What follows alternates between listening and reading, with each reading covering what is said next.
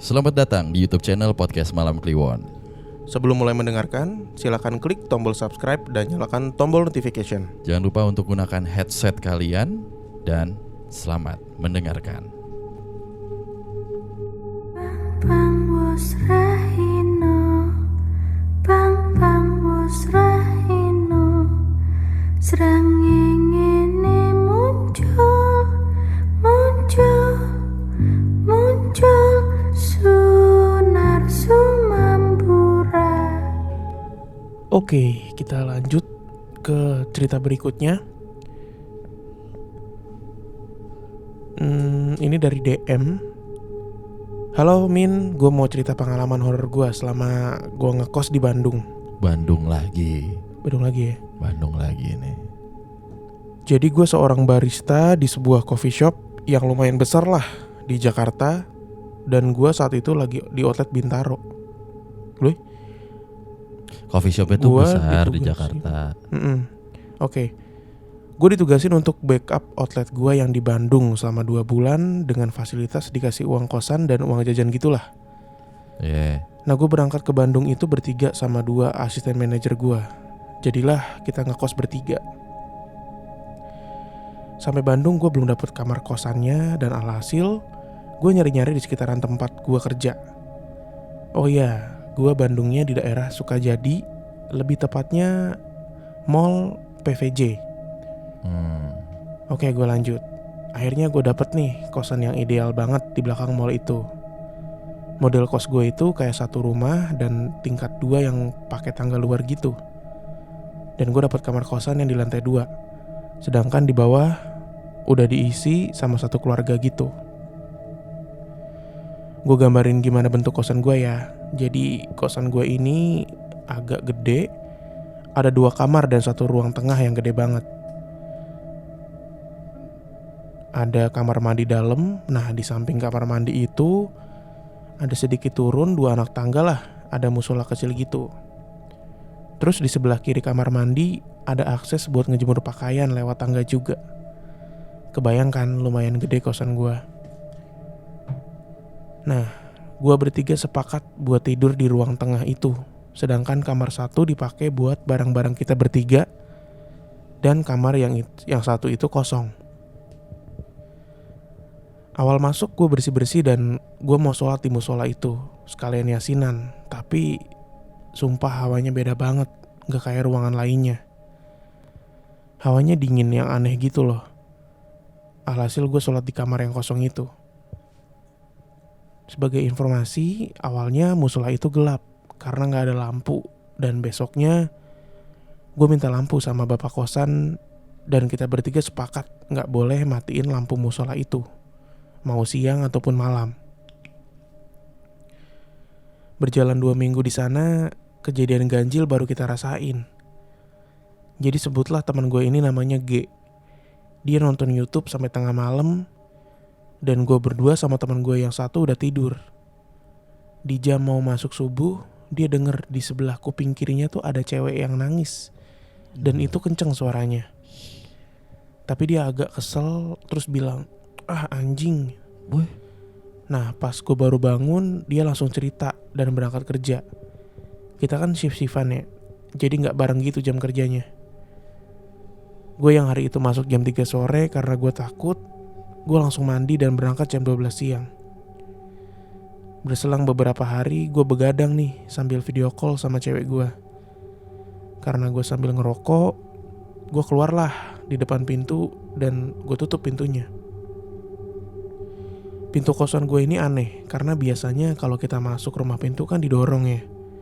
Tapi ini malah ditarik. Nah gue video call lah sama cewek gue ini di samping pintu. Tiba-tiba pintu itu kedorong terus sampai mentok dengkul gue. Gue spontan langsung bilang, "Kenapa bang?" Karena gue pikir itu teman gue. Dan pas gue liat ke dalam, dia berdua lagi tidur. Dan cewek yang lagi gue video call itu ngeliat pintu itu kebuka. Gue masih santai di situ dan ngelanjutin video call. Selang 5 menit, pintu itu kedorong lagi. Dan gue langsung spontan lihat ke dalam, temen gue masih tidur. Gue langsung bilang, iya gue tidur nih, gak berisik. Oh dia langsung ngomong gitu ya ke penunggunya kali. Gue langsung matiin video call sama cewek itu dan gue langsung tidur. Gue belum cerita ke mereka karena gue lupa juga. Dan selang 2 hari kejadian yang aneh gue alamin lagi. Waktu itu jam 9 malam, gue lagi berdua di kosan sama teman gue yang G ini. Dan posisi gue lagi telentang sambil dengerin musik pakai AirPod. Terus gue ngadep ke arah pintu dan pintu itu kebuka. Sedangkan teman gue biasalah dia lagi nonton YouTube tapi sambil tengkurap dan posisinya ke arah tembok bukan ke pintu kayak gue. Lagi enak-enak dengerin lagu, tiba-tiba jelas banget dari arah luar ada yang ngintip di samping pintu. Gue langsung spontan bangun, terus ngejar, dan ternyata gak ada apa-apa. Terus temen gue nanya, kenapa? Gue langsung bilang ada yang ngintip, dan dia langsung nutup itu pintu.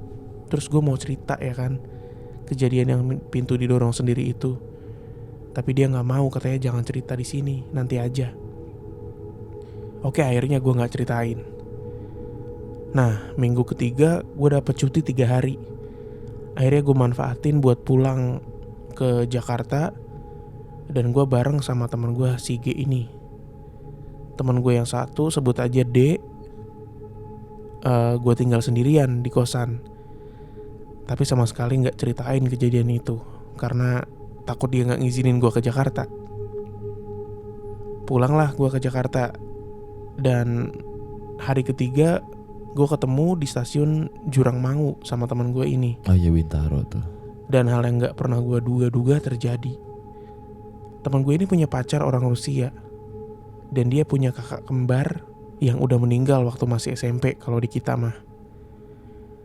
Karena dia punya ikatan batin lebih, jadinya pacarnya teman gue ini bisa ngobrol sama kakak kembarnya. Ternyata semua kejadian yang gue alami di kosan itu ya kakaknya pacar teman gue yang udah meninggal ini. Oh. Terus teman gue bilang gini, kemarin pacar gue cerita men kalau teman kosan gue dijailin sama kakak kembarnya. Terus dia nanya dong, emang siapa? Dijailinnya gimana? Pacarnya bilang, itu teman kamu yang namanya, ya sebut nama gue gitu. Kakak iseng buka-buka pintu kosan waktu dia lagi video call sama cewek. Wah, gue langsung merinding sekujur badan. Dan gue kalau dia mau bohong tuh aneh karena gue belum cerita kejadian ini sama teman gue. Dan yang nangis di kuping teman gue ini juga kakak kembarnya. Tapi dia ini nggak nangis sebenarnya, cuma pura-pura nangis buat jahilin teman gue itu. Terus gue tanya dong, terus siapa yang ngintip waktu itu? Ya dia jawab, itu kakaknya juga. Buset, gue di situ percaya nggak percaya, tapi bener kejadian gitu. Tapi katanya sih ini penghuni kosan itu lebih serem dan lebih jahil. Tapi karena ada dia nggak diganggu deh. Singkat cerita gue sampai nih di Bandung. Dan malamnya gue begadang sama teman gue si D ini. Gue cerita deh semuanya ke dia. Dan dia bilang, iya gue kemarin pas lu tinggal ke Jakarta malam-malam ada aja suara-suara dari arah tempat sampah. Kayak suara barang diacak-acak. Tapi setelah kejadian semua itu kadar takut gue jadi berkurang. Karena gue tahu siapa yang jagain kosan ini. Dan kalau gue kenapa-kenapa pun gue bisa tanya langsung sama teman gue si G. Nah kejadian aneh keulang lagi di gue. Waktu itu gue bangun agak siang. Dan pas gue bangun temen gue berdua ini udah gak di kosan. Jadi gue sendirian. Nah niatnya waktu itu di hari itu gue pengen nyuci baju dan rapi-rapi kosan. Tapi pas gue mau mandi dan jalan ke arah kamar mandi, gue ngeliat ada yang ngintip dari dalam musola kecil yang ada di kosan gue. Gue agak kesel dan sedikit beraniin bilang, ya Allah ada aja dah. Tapi gue tetap mandi dan gue masih slow. Abis mandi gue ngerokok sebentar, tapi hawanya makin gak enak. Dan gue mutusin buat ke outlet aja padahal gue libur hari itu. Gue langsung tanya ke si G nih temen gue, Pak tadi ada yang ngintip dari arah musola. coba tanya pacar lu, kakaknya bukan. Dan beberapa jam kemudian dia bilang, iya itu kakaknya, cuma mau ngecek aja. Gue berpikir positif aja kalau kakaknya ini mau jagain kita bertiga. Dan teman gue bilang kalau pacarnya cerita dan ngasih saran kalau gue disuruh jauhin cewek yang lagi deket sama gue. Oh tadi bukan pacarnya berarti ya, lagi deket gitu ya.